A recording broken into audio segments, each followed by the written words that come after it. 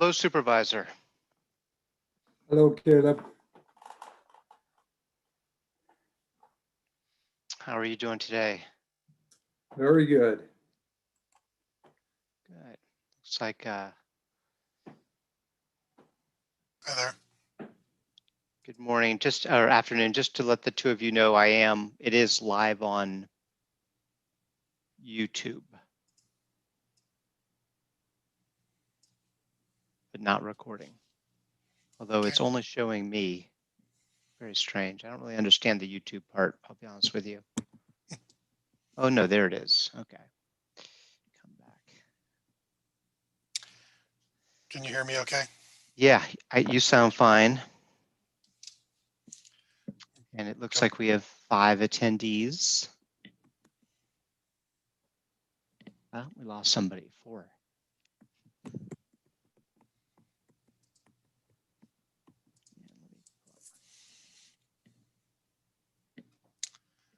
Well, good afternoon, Supervisor and Caleb. Be right Hello, there. Ryan. Good to see you. Good to see you too. You got your background on, so your ears are wobbling, Ryan. Probably better than seeing my messy room. I'm working from home at the moment. Yeah, it'll be interesting. I'm sure Zoom will fix that illusion over time. Yeah.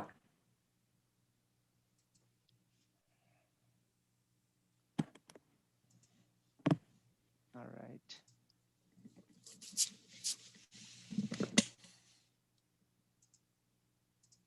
This is my messy room. Maybe I'll change my calendar to May.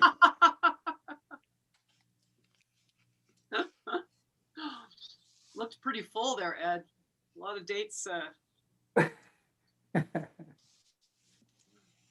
Marnie, there you are. Good.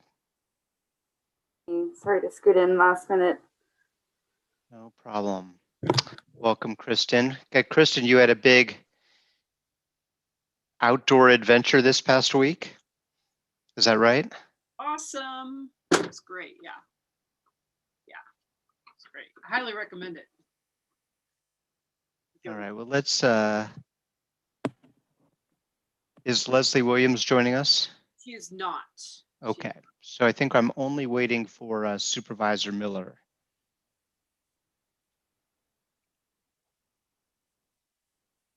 It's not the first time we've done that, huh?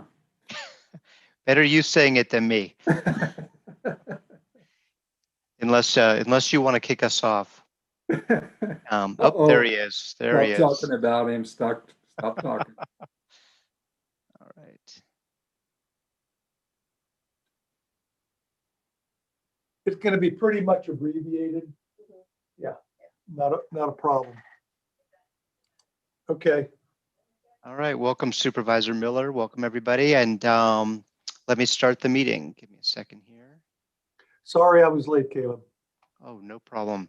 It All was right. Good Ed's fault. afternoon, everybody, and welcome to the Nevada County COVID-19 Business Task Force meeting. My name is Caleb Dardick. I'm a project administrator in the Nevada County CEO's office. And we have a good agenda for you today. Just to remind you, this meeting is being recorded and broadcast live on YouTube. And for those of you who are asking questions on YouTube, I did not know you could do that. So it was oversight on my part. I will check it, and when we do Q&A, and check that as another place as well. As those of you who are familiar with this venue know that you can use the Q&A.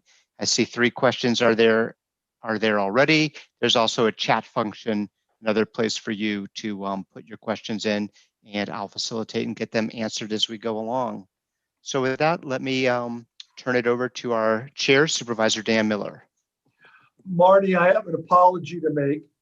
I didn't make wreaths across America because I was out at the fairgrounds doing that cleanup with Ed. And just well, you're forgiven. That sounds like a great cause. yeah, so I got to get off my chest. I got to apologize to Marty.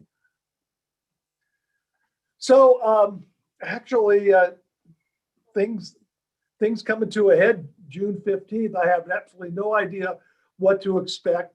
I don't know anybody that knows what to expect. I do have a couple of restaurants that are going to try and reopen. Sereno's, I think Jerry's going to try and reopen the mid-month, limited, obviously. Charlie's Cafe, I was talking to them and Kelly and see when they're going to reopen. And obviously the Willow's open, and I've already been there 3 times. I just need, businesses need to get back and feel comfortable being reopened. But what the governor does June 15th or how much he reopens, I don't have a crystal ball, and I don't think Caleb does either. But things are shaping up for the better. Ed. You said it all, Dan. Let's head for the agenda. All right. Well, my pleasure to introduce our next speaker, Ryan Groover, the director of HHSA. He's going to give us the COVID-19 public health update, and then he has another engagement, and we'll leave after we do Q&A on this item. So Ryan, the floor is yours. All right, thank you, supervisors, and thank you for having me again. And by way of COVID update this time, so as I've been saying for the last couple instances of this meeting, we've declined pretty dramatically in terms of our daily cases since our peak in December and January, but not nearly as much as we need to, and as would make me comfortable. We're firmly in the red tier when it comes to the state's blueprint for a safer economy, and that's really only because the state changed that framework and loosened it up and made it more difficult to move backwards.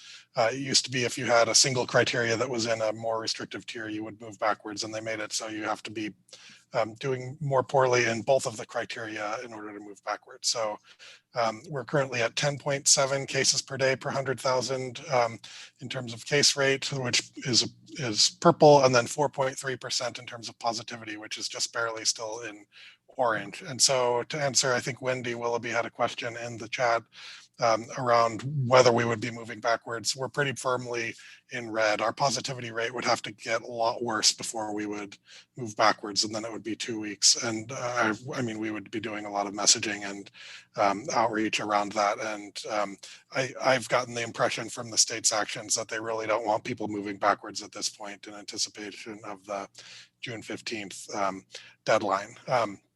With that said, for perspective, the state average is 4.2 cases per day per 100,000 compared to us at 10.7, and a 1.3% positivity compared to us at 4.3. So we're doing considerably worse than the rest of the state. In fact, I think if you take out the very tiny counties, we're like 3rd worst in the state when it comes to the case rate. So so that's concerning, and I really want to drum up interest and support for vaccinations as much as we can, and enlist the help of anybody that's out there. Because unlike when we've been talking about concerns earlier in the pandemic and all we had was non-pharmaceutical interventions, we do now have the pharmaceutical interventions in the form of vaccines.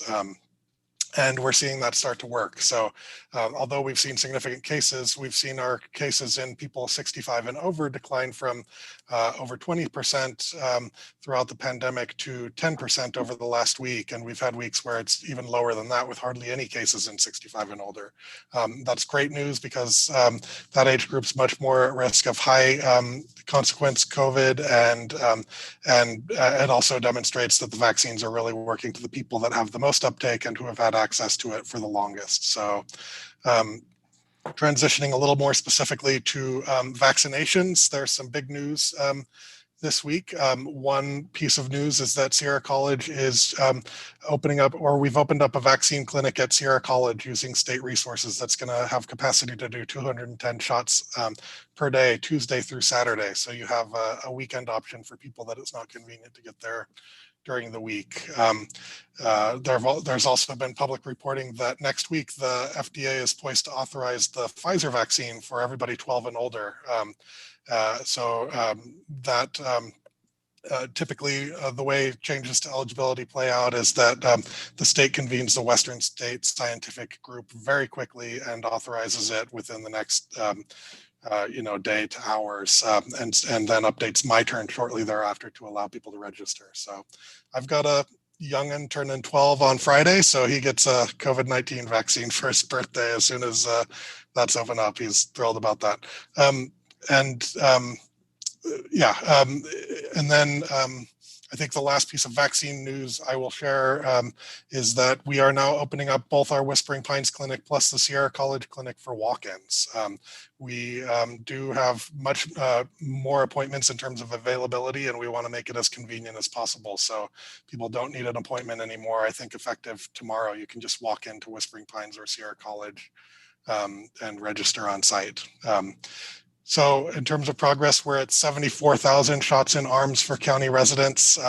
That's huge progress since the beginning of the pandemic. Currently 50.3% of our people over the age of 16 have had at least one dose. And we're to the point where capacity is not our issue and supply is not our issue. There are ample appointments available. Now the issue is getting those appointments filled and really getting people off the fence who are hesitant or for whom it's just not been convenient enough up until now. So we are starting to see that certain communities where there's high uptake are getting way ahead in terms of vaccination. So that's something that's going to be a key focus as we transition to getting to the people who fall through the cracks and also reaching the people who are, for whatever reason, hesitant. So heading into June 15th, I anticipate we're still going to have cases, hoping we can get that case rate down in advance of that. My understanding, what the state has messaged, and we'll be sure to share as soon as we get more information, is that they're really moving from requirements to more of suggestions at that point. There's still going to be risks, but there's going to be a lot more flexibility in terms of how people are able to manage that that risk. I understand face coverings may continue to be required and there may be caps on large gatherings. That's what they've messaged, but we have very little in terms of specificity around what June 15th means, but we'll certainly keep everyone posted as we hear more. So I think I'll stop there, and if there are any questions, I'll attempt to answer them. Ryan, we got a few questions. Do you see the possibility of Nevada County moving solidly into orange by June? To do that, we'll have to start moving in a different direction from where we're currently going. We got down as low as I think 56 cases in a week, and then we've jumped up. That last week I think we had 92 or 95 cases. We had a significant number of cases on Monday, so we need to really reverse the trend that we're on if we hope to achieve orange. If we were to do that, let's say if our cases dramatically improved and we were to hit orange criteria by the 11th, then the 18th would be the soonest we could move. I think realistically, if we were to move to orange, it would be, we're getting close to when the state's just lifting the framework entirely. So I'm not pinning a whole lot of hope on that. And if it happens, it's probably only going to give us a couple of weeks of orange before everything opens up. Yeah, hey, Ryan, that spike, was that the hospitality house and the Truckee High School problem? Yeah, we have a few outbreaks, and one of them, and you can clearly, the Truckee High School outbreak has been publicly reported, and they actually have a dashboard on the Tahoe Truckee Unified School District, and you can see their cases. They got up to 32 active cases at one point. Yeah. And so that definitely played a role. And you could see that our dashboard has it split out east and west, and you could see Truckee ticked up there. So yeah, those Wolverines, I tell you, Christian. That's sort of in line with another question about contact tracing. Ryan, where are all the new cases coming from? So the situation Supervisor Miller raised was really coming from gatherings that we know at this point, if you're unvaccinated and you're gathering with people indoors, that's high risk. And unfortunately, that was going on. There was some associated with spring break that resulted in a lot of cases. And because of the way schools are structured, that means I think 150 kids were on quarantine because they're so close together, but luckily there wasn't spread within the school that we know of. It's those gatherings and then a variety of sectors. But no silver bullet other than we did have some specific outbreaks recently. So. There was also a question about the outdoor seated live events guidance. Amy writes that it was updated April 1st, and that doesn't reflect the CDC announcement about not having to wear a mask when people are vaccinated outdoors and can maintain social distance. The question is, what is the county guidance on this? So I don't think on April 1st that it was updated to accommodate that, but my understanding is that that public health very recently put out updated mask guidance to comport with the CDC guidance, and that they're in process of updating all the guidance to be consistent with that. So that should be updated now or soon, if applicable. So I can certainly follow up and see where they are with that, and if there's some particular reason why it hasn't been updated there yet. Any other guidances that you're aware of that we should share today? I think it's mostly the mask or the face covering guidance, which did allow for people to be not wearing a mask if they're indoors with other vaccinated people, or even indoors with one household of unvaccinated people, which is I think they call that the grandparent exemption, because if you're with low risk single family, the grandparents that are vaccinated can theoretically hang out with their grandchildren again. So that's fantastic. And then if you're outdoors and you're able to maintain social distance and you're vaccinated, you don't have to wear a mask as well. So that's the most significant. And then, as I said, they're going through the other guidance and updating it to reflect that. All right. Anything else you want to share? I don't see any more questions in the Q&A, the chat, or even YouTube. All right. No, I'm good as long as nobody else has any questions. Supervisors, anything for Ryan? Okay, Ryan, thank you so much for your time today. Appreciate it. Thank you. I'm going to hop off. All right. Well, we're going to go into our business resources update, and I want to share with you the American Rescue Plan allocation. And let me share my screen to do that. I can find where it disappeared to. I tell you what, in the meantime, got too many things showing. Why don't we go to Kristen and have the update from the Sierra Business Council. This is Kristen York, Vice President of the Sierra Business Council, and we want to hear about all these exciting new federal programs, the Restaurant Revitalization Fund, the Shuttered Venue Operators Grant, news on PPP and SBA loans, and any other good news you might have for our community. Right.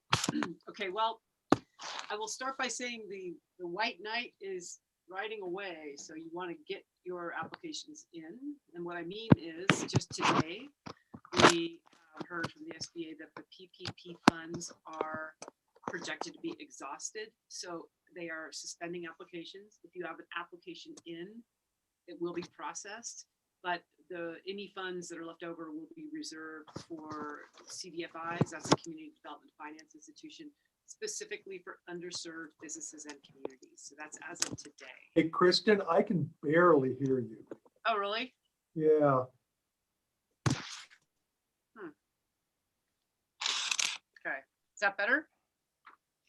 Yes, get Okay. close to the mic. That helps. Thank you. No, but then my face is in the camera, and God, I hate that. I can't watch. Okay, Oh, you could always buy one of these. I could. I know this is not working. All right, so PPP done for now. California Relief Grant closed yesterday, 2 days ago. The notification, that was the last round, so that was round 6. The notifications will be going out over the next 2 weeks. On the good news is that both the Shuttered Venue Operators Grant and the RRF, that's the Restaurant Revitalization Grant, are open now. Still having glitches though, and in fact, I put in chat, there's a glitch with the QR code. I know some folks in Nevada County are having a really difficult time getting through, so we contacted our district office. They basically told us to go directly to the helpline. I've put that line in the chat. That's for the Shuttered Venue Operator Grant. I don't think it hasn't showed up in the chat yet. Maybe hit the arrow or. Okay, I'll put it in again Okay. as soon as I'm done. But they just emailed me again, but no new information. So we do have a briefing with them tomorrow If we get information, we'll get it out through this channel. The restaurant revitalization grant is finally open.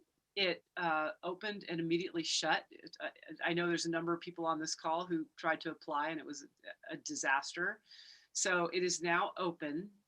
And the one thing I want to say about that is the money is expected to go quickly.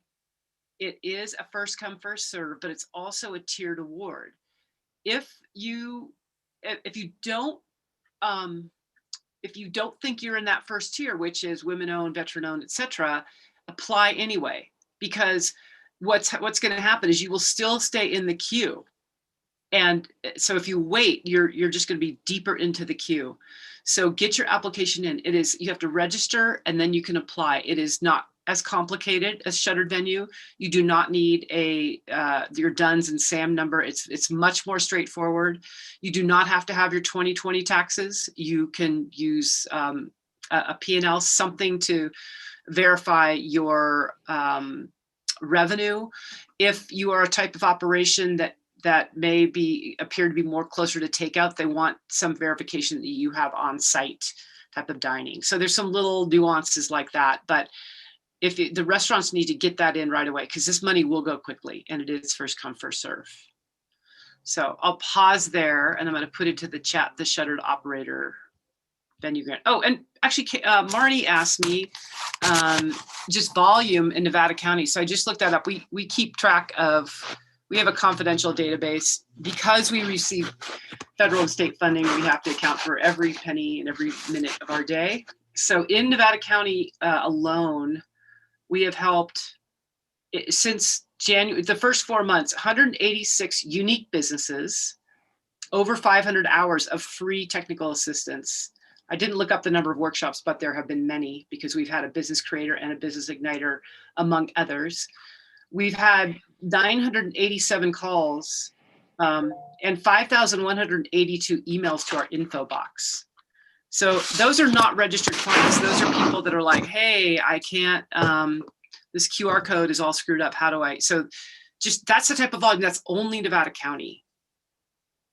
So gives you an idea of we are addressing a need, and it's great. What I really like right now is we're starting to have people call us and say, wow, money's really cheap and I want to invest in my business. Can you help me with an SBA loan? Absolutely. I mean, we're sort of headed, it would appear to be that we're headed for an economic expansion, especially in the small business side. So money is cheap. SBA loans are a little over 3%. So if you are thinking about it, give us a call because we can help you. That's great, Kristen. Yeah, Osriel wrote in the chat, today we heard from our theater owners trade association that so far the total grant request for the shuttered venue operators grant is $9.95 billion with a B dollars. Does that concern you in terms of local folks getting grants from this program?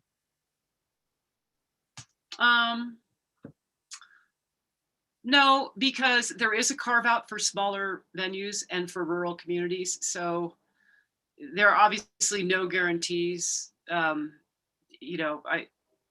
Sometimes when it first came out, I read it and like, oh my God, this is totally targeted for Broadway theaters, live theaters. But over time there was so much pushback on, what do you mean you have to have fixed seating? What about a black box theater? So I'm hopeful. I'm hopeful. The other thing we know is that they are trying to spread around geographically so that it's not just, only going to New York City or only going to red states. We don't have that issue anymore with the federal government. There's more equity now. So, and rural communities are getting a nod, which that wasn't, we went through a trend where that wasn't happening as much.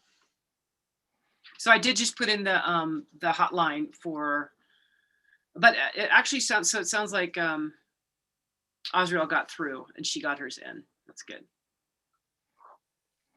Kristen, what about state programs? You mentioned that the California Relief Grant closed, but is there anything coming down the pike that people should be preparing for or looking for? There are some tax credit programs and there are loans at the state of California, but I'll be honest, we would actually try to work you through, and if you weren't qualifying with your regular bank. I had a call with a Nevada County business today who's been trying to work with I won't name the bank, but they are not a local bank. They're a large national bank that everybody would recognize. And they're having a really hard time, even though that's where their deposit is and they do their business banking. And Leslie was able to get them right into a commercial banker who does essentially equipment loans, and they are collateralized, but they look at cash flow projections and credit, period. And they fast track the loans, and he'll probably have the money in 10 days, as opposed to this national bank that has been kicking the can down the road for 2 months. So don't just think, oh, I can only go to the bank that I bank with, because there are lenders who don't have storefront banks. They don't take deposits, but they are guaranteed by the SBA. And so they have much more liberal underwriting terms, and they like to lend on equipment, on buildings, and that type of thing. We've been seeing these emails about the California Grants Portal. Would that be a good resource for people on this call? So Lendistry has been running the California grants, which are done. CRG is done, but now they're administering the Restaurant Revitalization Fund and the SVOG and the loans. But you can go there. I think there's better ways to get money. More straightforward. I'll put it that way. Okay. All right. Any questions for Kristen? Let me just qualify that. Unless you are a veteran, woman, or disabled owned business, because that is where the state money is. There is a carve out, and but if you don't fall into that category, I'd say, let us line you up with more of a commercial lender. All right. Let's go to Marnie. I think everyone knows Marnie Marshalls, the Executive Director of the Grass Valley Downtown Association. And those of us in the CEO's office feel very lucky that she has also been spending time working with our team on business outreach. And Marnie, why don't you share with some of the things you're working on and Okay. Yeah, and what you're hearing too. I am doing some part-time work with the county and basically trying to funnel all the information that we have about grants and loans, all the things from SBA, Zero Business Council, any newsletters that I'm subscribing to for chambers of commerce nationally, and just anything I can compile and compartmentalize and funnel to the right people, like artists, retail, restaurants, things like that. I will send them out directly to those businesses all over the county. So that includes North San Juan, Penn Valley, Nevada City, Grass Valley, and then there's a general newsletter that we'd love everyone to subscribe to, which is at the end of the email that you got from Caleb about this business task force, but just encouraging as many businesses to subscribe to it as possible, because you'll just get all this information direct to your email, time sensitive information, as well as things that you can plan for. And it's kind of a wide swath with the newsletter. Like, for example, there's this underserved farmers and ranchers program that is due May 10th. And reading through the application, it's fairly specific. You have to be providing technical assistance for underserved farmers and ranchers. And,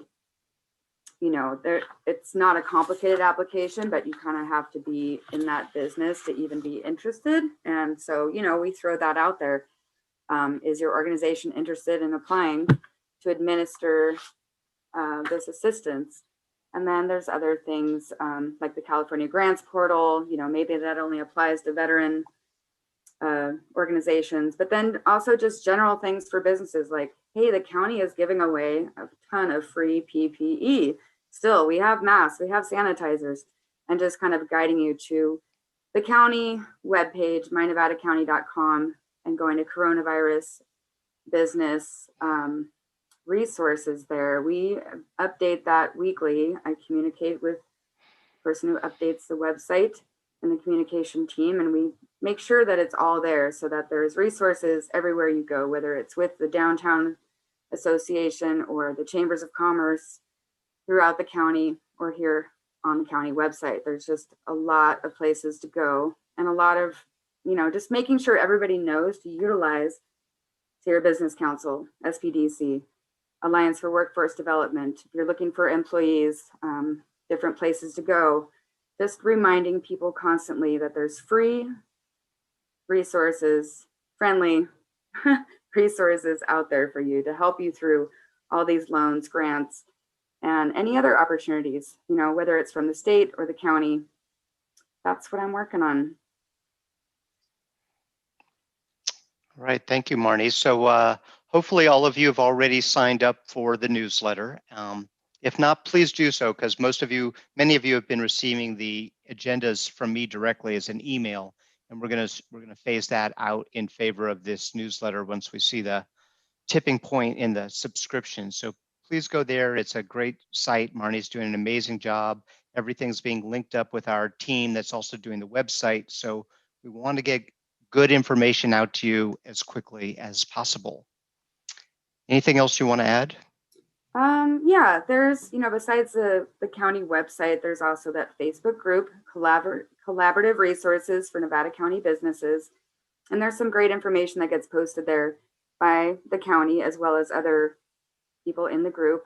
And then of course there's Instagram, Nevada County CA. So lots of places.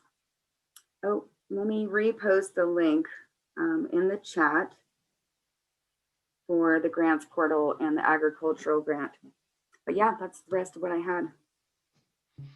All right. Any other questions?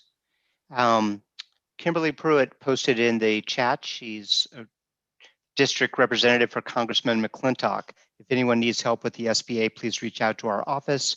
We can work with our contacts to assist you. And the phone number 916-786-5560. That's in the chat.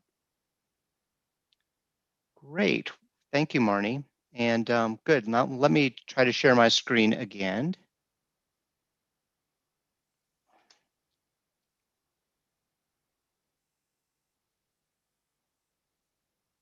All right, so you should see a PowerPoint slide here. And just really want to thank the Board of Supervisors for their leadership here. I think everyone is familiar with the American Rescue Plan Act and the fact that federal government made direct allocations to counties and cities. So Nevada County got 19.3 million. That's going to be coming in 2 equal amounts a year apart. The first one should be coming in the next month or sooner, and then the second half will come a year later.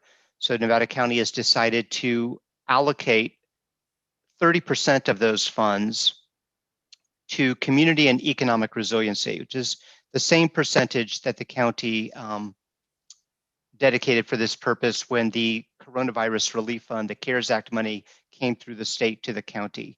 And I think many of you are familiar. I think we had 3.2 million for that, but we had a very tight timeline. It was something like 4 months to get, to receive the money and then make sure it was just spent before the end of December. This federal grant this time does not have that urgency. We have until 2024, so we can be much more thoughtful and put the money out in ways that will really leverage and maximize other opportunities. So I've just put up this slide. It's a very dense slide, but it's sort of the summary of a larger presentation staff made to the board on April 27th. And all of that information is online, the staff report and the presentation. I'm happy to provide you links to it. But to summarize, the 5.8 million, which is the 30%, we've come up with 4 different grant programs and 1 loan program and developed this in consultation with Kristen and Steve Frisch at the Sierra Business Council and other community members that have, that reached out to our office and wanted to, give some suggestions. So the first is the Community Benefit Grants Program. And again, these numbers are flexible and at the board's discretion. We'll basically, every time, each of these programs have yet to be developed, they'll be brought to the board. The board will decide exactly how they work, approve them.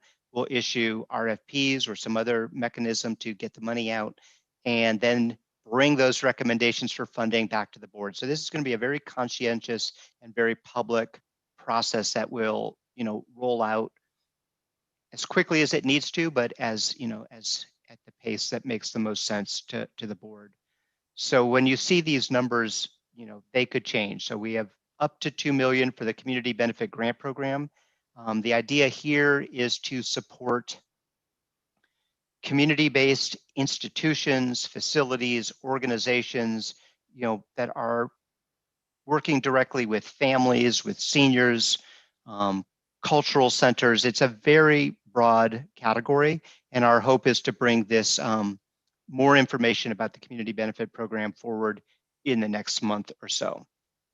The second is a resilience fund. This would be administered by the Sierra Business Council. We're talking about putting $250,000 there for very low interest loans. It would be a revolving loan fund. And if there's questions about that, Kristen can answer those because they have a track record doing that already in Eastern County. The next is the Nevada County Relief Fund. I think everyone is familiar with that. We had no idea last April whether the community would respond to the board's challenge grant of $100,000.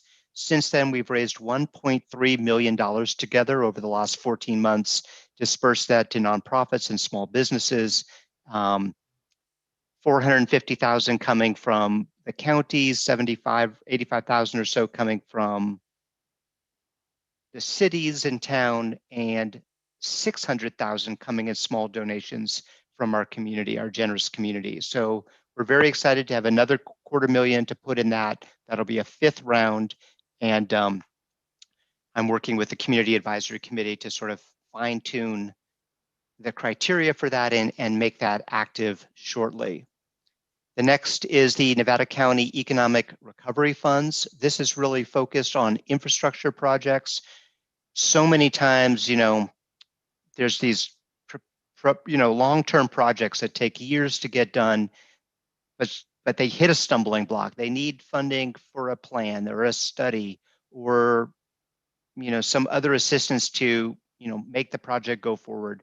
So those are the sort of things that could go there. Or like broadband, we can put money into broadband, we can put money into water and sewer, wildfire mitigation, support affordable housing, very flexible fund here, looking to provide the match, looking to support things that move your project towards project readiness. Because we know that if the federal government, this new administration, is successful in moving forward with some of their big initiatives, those projects, as they come to our community, will go to those projects that are most quote unquote shovel ready. So what we want to do in anticipation of that happening is support the projects and programs in our community that are really good ideas, very important to all of us, but need maybe more support to be shovel ready. So that'll be another opportunity, another way that we can support economic resiliency in our recovery. And then the final line item we have here is the Nevada County Outdoor Recreation and Visitor Safety Funds, somewhere between $800,000 and $1 million, be managed. We have to come up with how people apply or make requests for these funds as well. So that's still pending. But to be able to, recognize that those of us who live here, part of the reason we live here is to access these incredible outdoor amenities, and that we recognize that so do the visitors who play such an important part in our economy, but that we haven't necessarily been able to invest in the infrastructure at these trailheads and river crossings to accommodate the impacts that we're seeing all over the county. So this is a way that we can support economic development, support visitor safety, and make some of these necessary improvements around parking, around sanitation, education, enforcement, all kinds of ways that we can take care of our community. So you'll be seeing through this venue and others, as these programs become more defined as they get prepared and brought to the board, and then are turned into, requests for proposals, et cetera, you'll be kept informed. And again, signing up for the the newsletter that Marnie has prepared is going to be a really great place to stay abreast of all that information. So with that, let me stop sharing and see if there are any questions for myself, Marnie, Kristen, our board members. Caleb, this.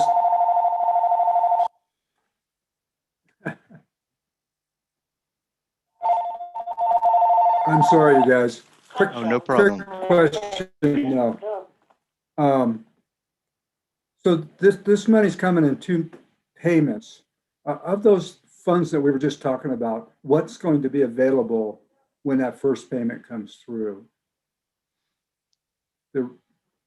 Yeah, no, that's a great question, Supervisor. We're still need to bring that back to the budget subcommittee and to the full board, but we are prioritizing that the community money will go first. So I would say the lion's share of this 5.8 million can go out in the first year.